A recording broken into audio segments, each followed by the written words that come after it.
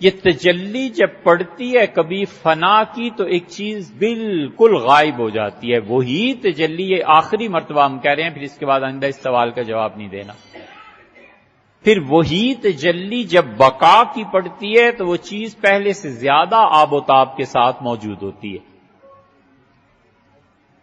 انسان پر تجلی پڑتی ہے فنا کی، وہ میت آپ کے پاس ہے، اور ادھر تجلی پڑتی ہے بقا کی، اور بے عین ہی ٹھیک اسی وقت وہ میت اللہ کے عرش کے پاس ہوتی ہے۔ یہ عالم مثال میں ایسی ہی تجلیات پڑتی ہیں۔ شاہ ولی اللہ محدث دہلوی رحمۃ اللہ علیہ نے اس کے قصے بڑے لکھے ہیں، اور شاہ صاحب رحمۃ اللہ علیہ نے حجت اللہ البالغہ میں عالم مثال کو جو حدیثوں سے ثابت کیا ہے، کمال کی چیز کی ہے۔ حدیث میں بھی عالم مثال کے قصے آئے، یہ تجدد امثال ہوتا ہے۔ تجدد امثال کا مطلب یہ ہے کہ ایک میت یہاں پڑی ہوئی ہے اور ٹھیک یہی آدمی اللہ کے یہاں عرش کے پاس بھی ہے۔ ایک آدمی اپنے گھر میں سویا ہوا ہے اور ٹھیک اس آدمی کو اسی حالت میں بیداری میں رسول اللہ صلی اللہ علیہ وسلم جنت میں دیکھ رہے ہیں۔ یہ کیا ہے؟ حضرت بلال رضی اللہ عنہ معراج کی رات میں سوئے ہوئے ہی تھے نا مکہ مکرمہ میں، جاگ رہے ہوں گے، زیادہ یہی ہوگا چلو۔ اور رسول اللہ صلی اللہ علیہ وسلم فرماتے ہیں کہ بلال، جنت میں تمہارے جوتوں کی آواز میں نے سنی، تو میں نے کہا یہ بلال ہے؟ کہا گیا کہ ہاں بلال ہے۔ پھر فرمایا میں نے جنت میں نعمان تمہاری آواز سنی تھی۔ پھر رمیسہ رضی اللہ عنہ سے کہا کہ بیٹی رمیسہ تمہاری آواز میں تم جنت میں تھی، فلاں تھا فلاں تھا۔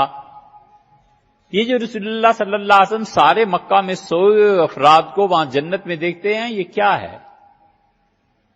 نبی کریم صلی اللہ علیہ وسلم کو دکھایا گیا کہ آپ کی امت میں یہ ایسا ہے، یہ ایسا ہے، یہ ایسا ہے، اور ان سب کو عذاب ہو رہا ہے۔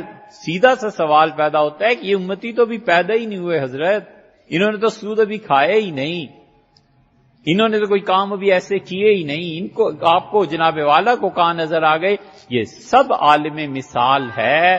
اللہ کے علم میں اس بچے کی بھی صورت ہے جو آخری بچہ اس دنیا میں پیدا ہو۔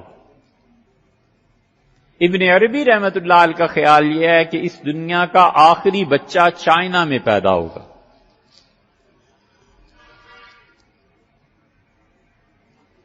اور جڑواں ہوں گے۔